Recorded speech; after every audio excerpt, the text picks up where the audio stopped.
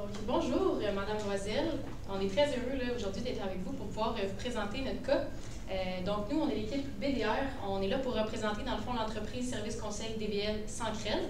Je vais faire des petites présentations. Là. Donc, notre équipe est composée de Guillaume Bélan, Laurence Rodier et moi-même, Noémie Dion. On est très heureux aujourd'hui de vous présenter notre analyse de cas pour votre entreprise, les vêtements Eco-Friendly Incorporé, puisque c'est une entreprise qui rentre beaucoup en concert avec nos propres valeurs écologiques. Puis c'est une entreprise qu'on a vu qu'il y a eu un beau développement dans les 3 dernières années. Donc on est très heureux de faire partie du développement dans les prochaines années futures.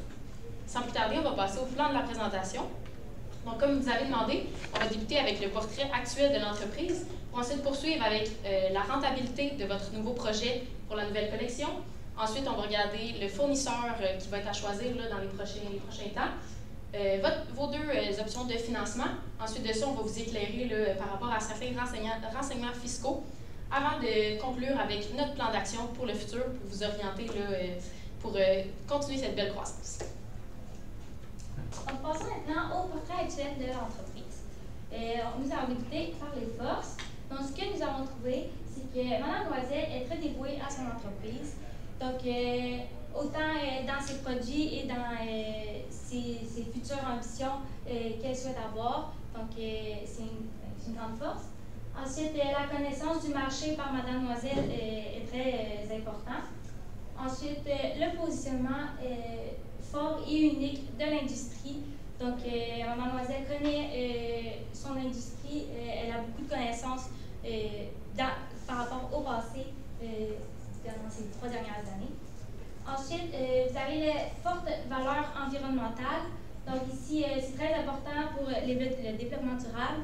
Puis, ça diminue également un empreinte écologique.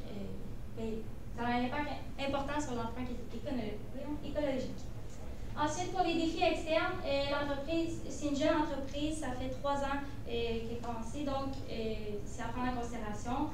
Et les lacunes en gestion de Mme Loisel, autant en comptabilité, sont importantes et à penser pour le futur. Ensuite, pour les opportunités, vous avez l'opportunité d'affaires pour les vêtements hommes, qui est très importante, et les 2 possibilités de financement qu'on va vous développer au travers de la présentation. Ensuite, pour les défis externes, vous avez des prix des concurrents, donc c'est important de ne pas les oublier puis pour offrir toujours un meilleur produit à notre clientèle. Maintenant, on passe à l'analyse du projet. Donc, vous avez un projet de faire entrer une nouvelle collection dans votre commerce, donc la collection d'hommes.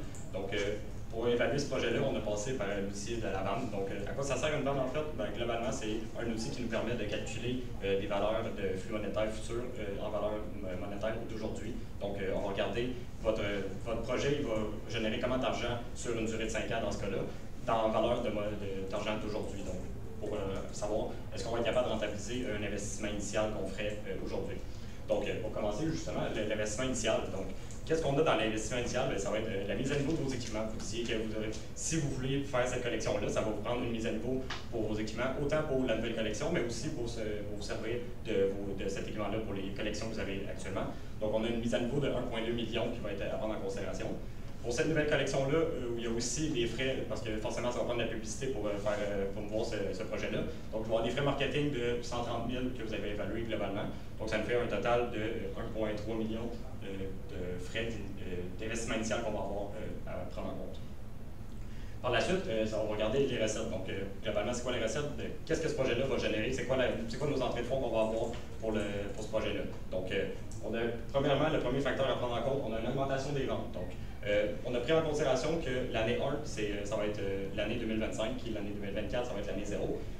On a pris, pour les ventes de l'année 1, on a pris votre étude de marché que vous avez faite auprès de votre étude de marché sur vos réseaux sociaux. Donc, vous aviez fait non seulement un sondage auprès de vos personnes qui vous suivent et qui achètent vos collections, en plus de faire une étude de marché qui faisait un des montants de vente global de 1,7 million. La première et la deuxième année qui suivent cette année-là, on me disait qu'il y allait avoir des augmentations de 10 % de vente, ce qui est logique parce que quand un nouveau projet commence, c'est sûr que les ventes vont être plus élevées. L'année qui va suivre, on a une augmentation de juste 5 %, donc c'est sûr, avec le temps, les ventes vont baisser, mais on a quand même une augmentation, ce qui est bien. Puis la dernière année, on disait que c'était stable, donc les ventes, on a gardé le même chiffre pour 2028 et 2029.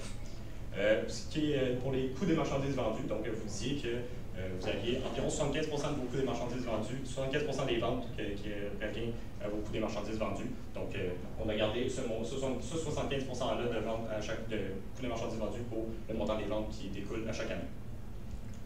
Pour ce qui est des dépenses maintenant, qui va être pas mal une des dernières sections, on a toutes les nouvelles dépenses qui vont être ajoutées avec ce projet-là. Donc, c'est quoi ces nouvelles dépenses-là? Bien, premièrement, il y a la nouvelle ressource. Vous disiez que si vous voulez avoir une nouvelle machine, des nouveaux équipements, c'est sûr que ça va prendre des gens pour s'occuper de ça. Donc, vous disiez avoir au moins une personne qui vous estimiez un salaire de 125 000 par année. Donc, on va revenir par après avec nos autres options.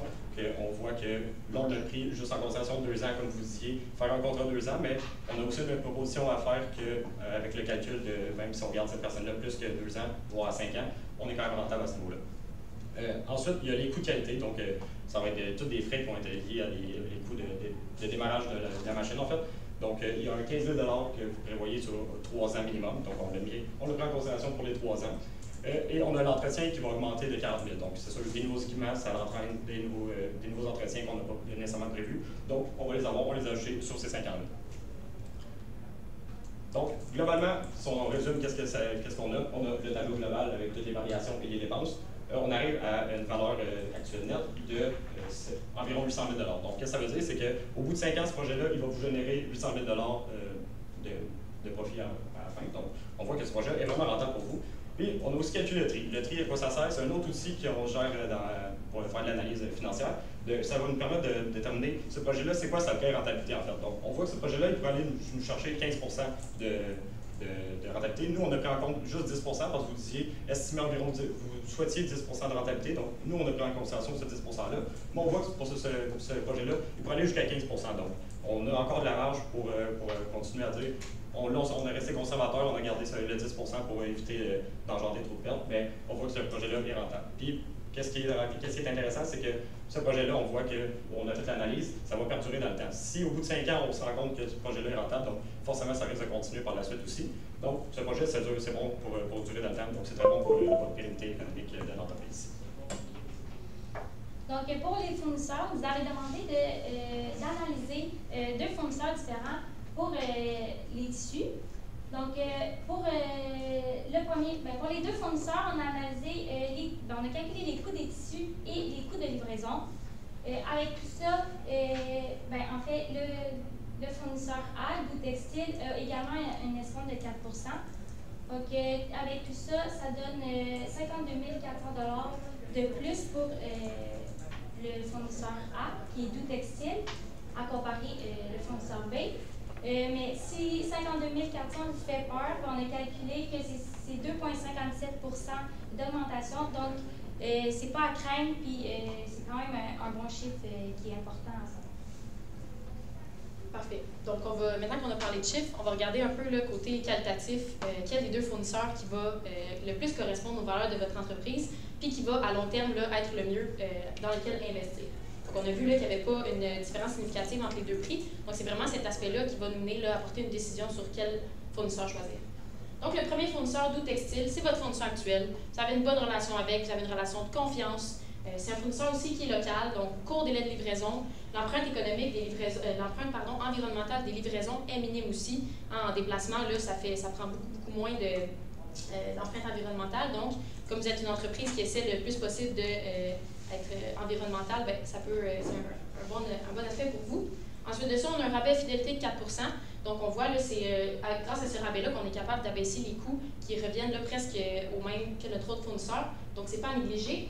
Ensuite de ça, les tissus qu'ils offrent respectent les standards. Dans ce cas-là, les 2 entreprises offrent des tissus là, qui respectent, dans le fond, qui sont recyclés et qui sont véganes. Donc, tu sais, c'est à prendre en compte, mais les 2 nous l'offrent. Donc, c'est pas majeur.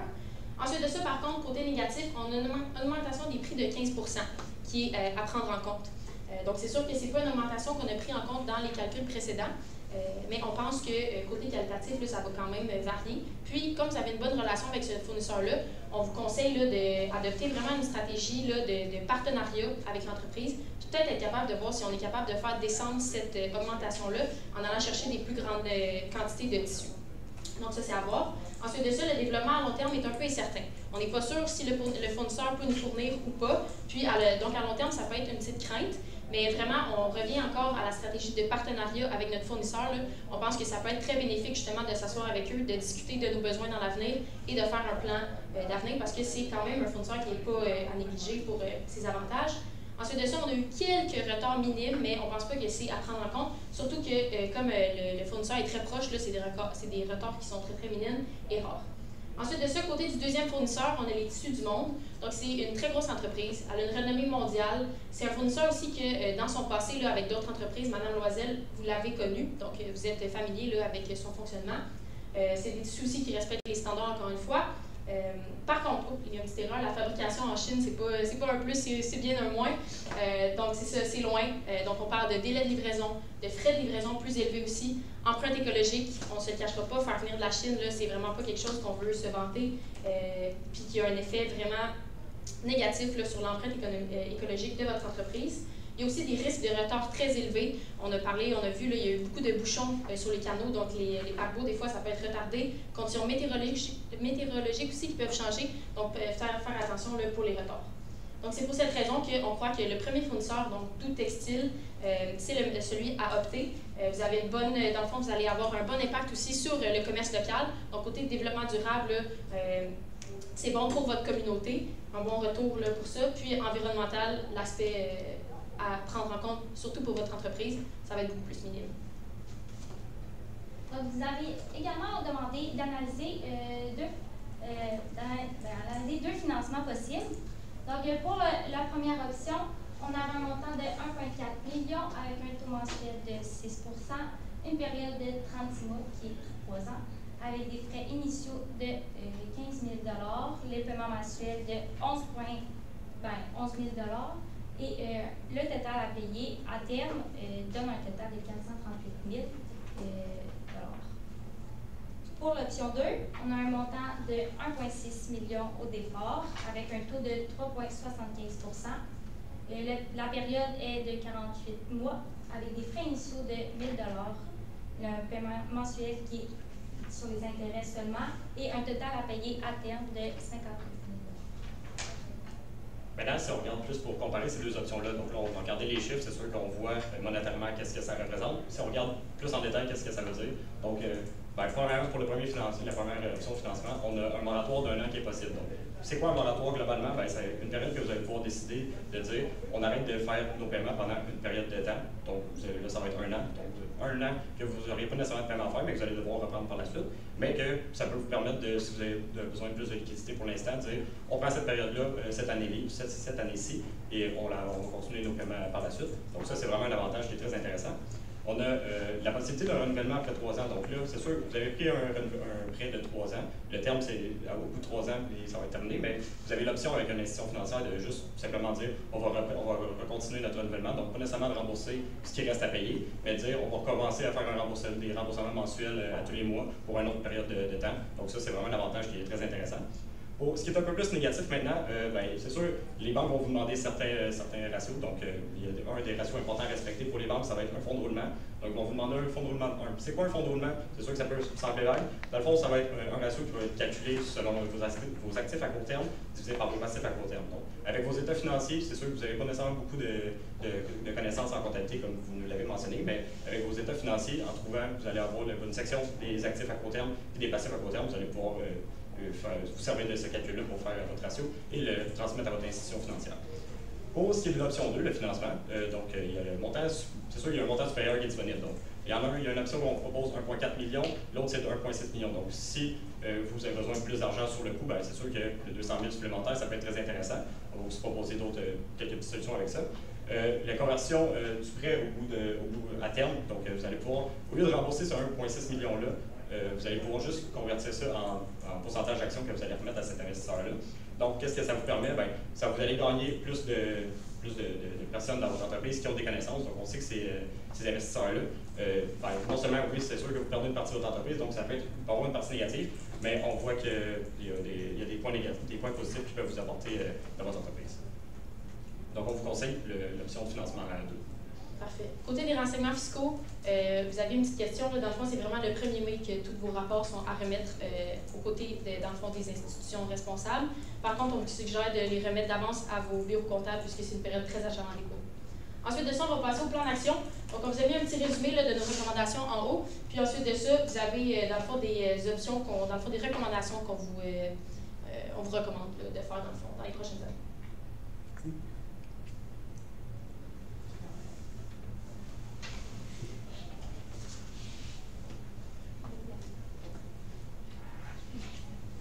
Je peux y aller, en fait. Je me questionnais en fait là, au niveau de votre calcul de la vanne. Comment ça a été calculé pour que j'arrive avec une vanne d'environ 800 000 $? Comme de quelle méthode vous l'avez utilisée? Comment ça... On peut retourner à la diapo. On retourne à la diapo là. Dans le fond, ce qu'on a pris l'investissement initial. Donc, votre premier solde, votre année zéro va être de moins 1,3 million. Donc, c'est ce que vous allez devoir payer automatiquement du premier coup. Ensuite, on prend la variation entre les ventes et le coût des marchandises vendues. Donc, ça va vous donner votre variation de ce que vous allez vraiment générer comme argent. Pour la première année, 443 000 et qui augmente au fil du temps. Qu'on soustrait des dépenses. Donc, avec le total des dépenses, on va faire le 443 000 moins le 180 000 qui va vous donner votre flux monétaire que vous allez vraiment générer. Donc, à chaque année, la première année, ça va être le 263 000 et après, ça augmente au fil du temps. Donc, avec le calcul de la vente du 10 avec les montants de chaque année, on a pu déterminer que le montant nous ramenait à 787 000. OK, parfait. J'avais une question aussi concernant les collections. De ce que je comprends, c'est un beau projet qui va me rapporter beaucoup de rendement. Là. Vous mentionnez 15 Y a-t-il d'autres facteurs qu'il faut que je prenne en considération ou c'est sûr que j'y vais de l'avant avec le projet? C'est sûr qu'il y a plusieurs facteurs à prendre en considération. Premièrement, vous avez là, que c'est un nouveau marché. Donc, c'est sûr qu'il y a peut-être certains questionnements qui vont venir avec ce nouveau marché-là. Mais c'est un marché qui est encore relativement vierge, donc vous n'avez pas de concurrents là, par rapport à ça, surtout pour le sport. Donc, ça va être quand même assez facile comme pénétration de marché. Je reviens aussi à votre option de financement. On a dit, la deuxième option, vous avez accès à, dans le fond, votre investisseur privé. Il y a beaucoup de connaissances aussi en gestion. Donc, puis surtout en mode. Donc, avec ses connaissances à lui en gestion en mode et avec vos connaissances, dans le fond, votre expérience dans le domaine, on pense là, que le fait que ce soit un nouveau marché, c'est pas un frein, c'est quelque chose que vous allez quand même être capable de bien naviguer là, par rapport à ça. Donc, on pense qu'il y a cet aspect-là à prendre en compte, mais que c'est pas négatif. Donc, c'est pour ça qu'on pense qu'on peut aller de l'avant avec ce projet-là. J'ai vu que dans vos analyses, dans le fond, qualitatives, au niveau du financement, il était écrit rapport du centre d'examen, mais je pense pas qu'on en a parlé. Est-ce que vous pouvez m'expliquer un peu plus? Dans le fond, pourquoi on a mis ça en négatif? C'est sûr que ça demande ça demande du temps. Donc, vous l'avez mentionné, vous n'avez pas nécessairement toutes les connaissances en comptabilité. Donc, pour pouvoir préparer ces rapports-là, on a mis ça en négatif parce que ça va prendre quelqu'un qui va vous aider à le préparer. Donc, que ce soit une firme comptable comme notre équipe pourrait vous aider à faire ces rapports-là, mais peu importe qui va s'en occuper, ça va être des coûts supplémentaires à prendre en compte. Donc, c'est pas nécessairement des rapports qui sont très difficiles, mais c'est du temps à investir, puis c'est du temps, c'est de l'argent, donc c'est sûr qu'il y aura des coûts reliés à ce si on prend cette option-là. Right. Juste pour faire tout là-dessus, dans le fond, si j'ai les connaissances pour faire ça, je pourrais le faire moi-même, dans le fond. Si je vais me former, par exemple, sur le marché, puis là, je pourrais sortir le rapport. C'est sûr qu'il y a certaines normes à respecter, donc c'est pas n'importe qui va pouvoir prendre des documents. Il y a des documents qui doivent être signés par des professionnels, donc c'est sûr qu'à un certain point, on va être obligé d'aller faire recours à quelqu'un, mais si ces documents-là sont déjà préparés à l'avance et qu'ils sont bien préparés, ça raccourcit le temps que cette personne-là va avoir à les vérifier pour la suite. Merci. J'ai une petite question. Vous me recommandez d'aller avec le fournisseur que j'ai actuellement. Par contre, ça va diminuer un petit peu ma marge de profit. Est-ce que vous me recommandez d'ajuster les prix en conséquence ou de les laisser tels quels? On pense que vous devriez un peu ajuster vos prix, dans le fond, petit peu par petit peu, pour ne pas choquer le consommateur là, au cours des peut-être 3 à 5 prochaines années. C'est sûr que vos marges ne sont déjà pas très élevées. C'est pour ça qu'on suggère d'augmenter quand même vos prix. Comme vous êtes dans un marché assez niché, vous avez un produit aussi là, qui est très haut de gamme, ça ne sera pas quelque chose, c'est pas le critère numéro 1 de votre client. Donc, ça n'aura pas autant un grand impact que sur les vêtements là, plus moyens ou bas de gamme. Donc, on pense que oui, on devrait ajouter les marges pour conserver là, les bons chiffres, mais c'est ça, ça n'aura pas un impact là, négatif sur vos ventes. OK, parfait. Merci. Vous avez le temps? OK, mais par curiosité, mettons que j'ai un solde encore à payer d'impôt en fin d'année. Oui. J'ai combien de temps pour le payer pour pas avoir de pénalité d'intérêt? Le plus rapidement possible, ce serait le mieux pour éviter le plus de pénalités d'intérêt. Excellent. On voit que vous avez, dans le fond, vous avez 1,6 million dans le fond avec votre financement. Donc, vous avez quand même un petit lousse parce que pour votre projet, vous avez juste besoin de 1,3. Donc, vous avez quand même un 300 000 là, que vous pouvez soit utiliser pour faire des placements, mais aussi peut-être pour rembourser là, le plus possible ces pénalités. Dans le fond, ce que vous devez, puis on va éviter le plus de pénalités. Puis, vous avez les liquidités disponibles, donc pourquoi pas le faire. All right. Question supplémentaire, on regarde les taux d'intérêt. En fait, il y a taux fixe, taux variable. On choisit l'option 2 qui est la taux fixe. C'est quoi les enjeux qu'il pourrait avoir avec l'écart d'un taux fixe ou un taux variable? À quoi je vais faire face? Ouais, c'est sûr que le taux fixe, notamment le taux préférentiel, il change un peu à tous les mois, toutes les semaines. Donc, on ne sait pas nécessairement à quoi s'attendre. Donc, là, présentement, on avait la donnée de 4,5 %, mais il faut s'attendre à ce qu'il peut y avoir n'importe quel impact environnemental qui fait que les taux augmentent. Donc, comme on a eu l'exemple de la COVID, ça a fait augmenter les taux. Donc, on s'y en attend pas nécessairement. Un taux variable, ça peut être dangereux parce que si les taux décident d'augmenter extrêmement vite, on va payer beaucoup plus cher. C'est sûr que l'inverse aussi, que si ça baisse extrêmement beaucoup, on va payer moins cher, mais c'est plus, en général, c'est soit plus stable ou ça va augmenter tranquillement. Tandis que notre taux fixe, on a un taux qui est plus bas, mais qui va rester stable tout le long de notre prêt. C'est sûr que si on regarde la conjoncture économique en ce moment aussi, on voit une augmentation là, du taux directeur. Donc, c'est dans le fond une bonne indication qu'on peut aller pour un taux variable dans les prochaines années. Après le renouvellement du prêt, 3 ans, c'est quand même, vous n'êtes pas sur 25 ans. Là, donc, 3 ans, c'est quand même une bonne période. Puis après ça, donc, ça va être à réévaluer selon la conjoncture économique à ce moment-là pour voir qu'est-ce qui est le mieux pour vous. J'annonce la fin de cette période de questions.